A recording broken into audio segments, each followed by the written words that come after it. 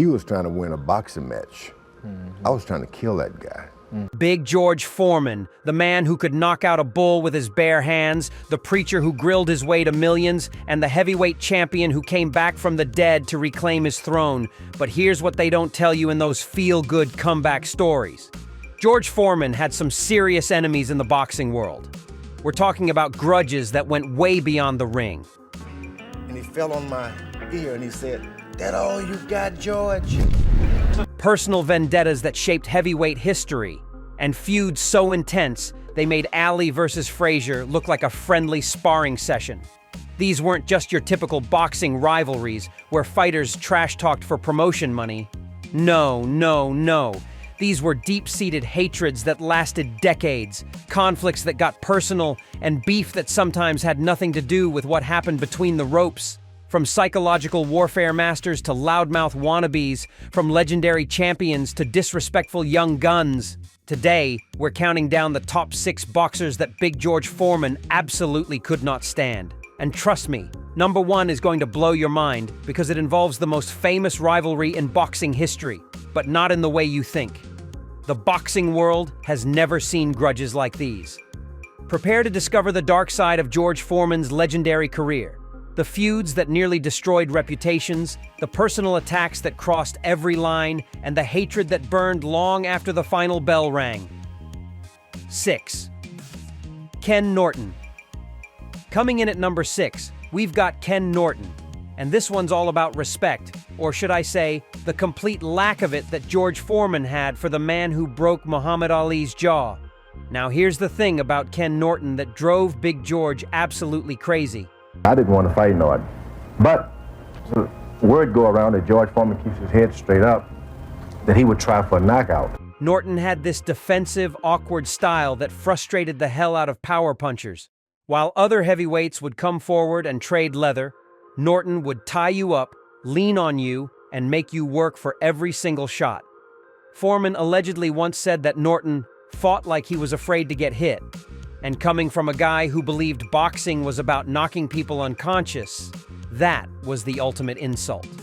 The real beef started brewing when Norton kept getting big money fights, despite what Foreman saw as boring performances.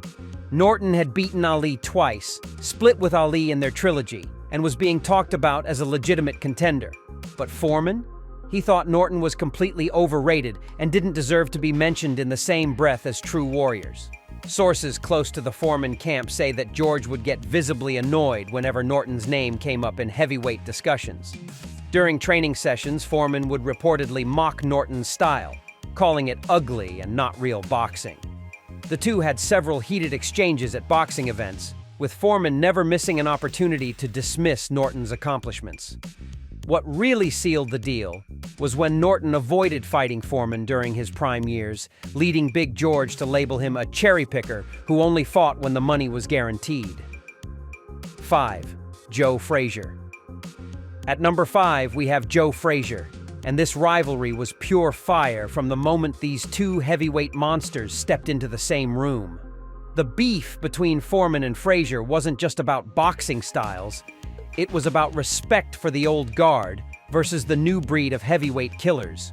Frazier represented that old-school Philadelphia tough guy mentality. Grind it out, take punishment, and keep coming forward no matter what. But Foreman?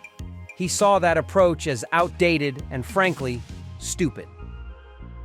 Everything changed on January 22, 1973, when Foreman absolutely demolished Frazier in Kingston, Jamaica. We're talking about one of the most brutal beatdowns in heavyweight history. 6 knockdowns in less than 2 rounds. But here's where it gets personal. After the fight, Foreman allegedly told reporters that Frazier never had a real chin and that his reputation was built on fighting over-the-hill fighters. Those comments sent Frazier into a rage that lasted for decades. Sources say that whenever these two crossed paths at boxing events, the tension was so thick you could cut it with a knife. Frazier would reportedly mutter under his breath about Foreman being disrespectful and having no class. The real drama came years later when Frazier publicly stated that Foreman got lucky in their fight and that he was dealing with personal issues that affected his performance. Foreman's response? He allegedly laughed and said Frazier was making excuses for getting knocked out by a better man. Number 4, Vander Holyfield. And this feud was all about timing, respect, and one of the most controversial decisions in heavyweight history. When George Foreman announced his comeback in 1987 after 10 years away from boxing, most of the boxing world laughed, but not Evander Holyfield. The real deal saw dollar signs and started running his mouth about how Foreman was too old and living in the past. Holyfield allegedly told reporters that fighting Foreman would be like taking candy from a baby and that George should stay retired and stick to preaching. Those comments lit a fire under Big George that burned for years. The two finally met on April 19, 1991, in what many expected to be Foreman's farewell fight. Instead, we got 12 rounds of pure drama that ended with one of the most disputed decisions ever, Holyfield winning by unanimous decision that had half the boxing world screaming robbery. After the fight, Foreman was absolutely livid. He allegedly cornered Holyfield backstage and said, "You know you didn't win that fight, and deep down, you'll always know you're a fraud." Holyfield reportedly fired back, calling Foreman a sore loser and saying his comeback was embarrassing to the sport. The bad blood continued for years. At the 1994 Hall of Fame ceremony, witnesses say the two had to be separated after Holyfield made a comment about Foreman's lucky punch power. Industry insiders claim Foreman never forgave Holyfield for what he saw as stealing his rightful victory and disrespecting his legendary comeback. 3. Tommy Morrison. At number 3, we've got Tommy Morrison. And this beef was absolutely nasty because it combined age discrimination with pure disrespect that went way beyond boxing. Tommy Morrison burst onto the heavyweight scene in the early 90s with his left hook and movie star looks from Rocky V.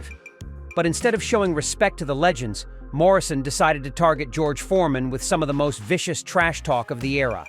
Morrison allegedly called Foreman a washed-up old man trying to relive his glory days and said that fighting him would be elder abuse.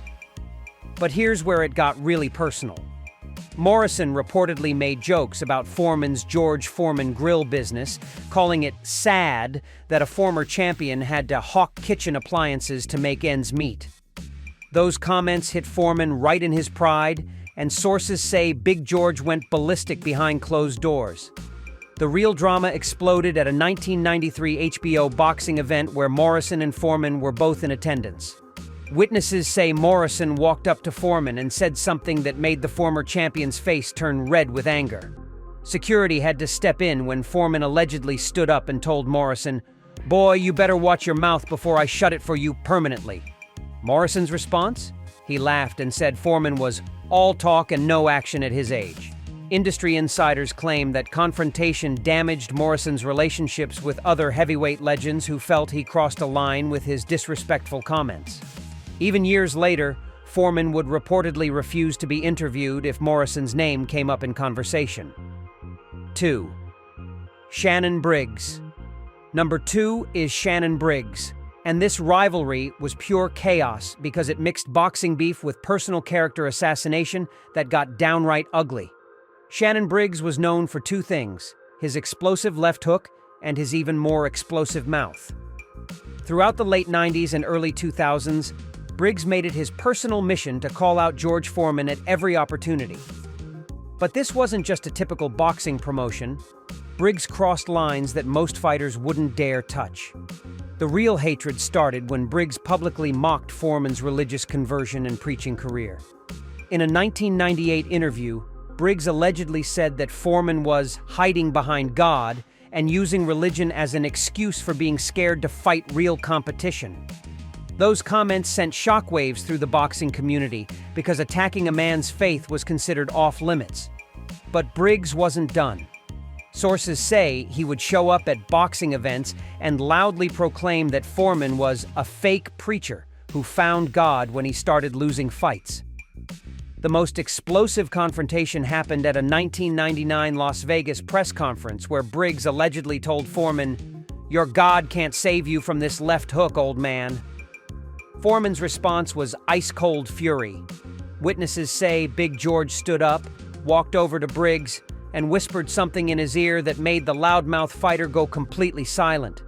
Industry insiders claim Foreman told Briggs, Keep running your mouth about my faith, and I'll show you what a real Christian can do when pushed too far. The feud damaged both fighters' reputations and created lasting tension in heavyweight boxing circles. 1. Muhammad Ali. And here we are at number 1, Muhammad Ali. But here's the twist that'll blow your mind. This wasn't just about the rumble in the jungle. The real hatred came from what happened after that fight and lasted for decades in ways that would shock the boxing world. When like George Foreman, who can't fight a lick, can't throw a left jab, it's a terrible. Everyone knows Ali beat Foreman in Zaire in 1974 with the famous rope-a-dope strategy. But what most people don't know is the psychological warfare that Ali unleashed on Foreman went way beyond typical boxing trash talk. Ali allegedly called Foreman stupid, ugly, and a government puppet, attacks that cut deep into George's self-esteem and intelligence. The real beef exploded after the fight when Ali continued the personal attacks. Sources say Ali would tell reporters that Foreman was too dumb to understand what happened, and that he fought like a caveman. These weren't just promotional jabs. Ali was systematically destroying Foreman's reputation and confidence in front of the entire world. But here's where it gets really twisted. Years later, when both fighters were trying to repair their legacies, they publicly claimed to be friends. Photos showed them hugging, laughing, even doing interviews together. The boxing world bought the reconciliation story hook, line, and sinker. However, people close to Foreman's camp tell a different story. They claim that Big George never truly forgave Ali for the humiliation and psychological damage. Allegedly, Foreman would say privately that Ali broke something inside me that never healed, and that their public friendship was just good business for both of us. Industry insiders reveal that even during their supposed friendship, there were moments of tension. At a 1995 boxing event, witnesses say Ali made a joke about the Zaire fight that made Foreman's jaw clench with barely contained anger. Even at Ali's funeral in 2016, sources say Foreman's emotions were complicated, part genuine grief, part unresolved anger from a rivalry that defined both their lives and left psychological scars that never fully healed. So there you have it, George Foreman's most hated rivals. From Ken Norton's defensive frustrations to Ali's psychological warfare, Big George held some serious grudges. Which rivalry shocked you the most? Drop your thoughts in the comments below, smash that like button, and subscribe for more boxing secrets you've never heard before.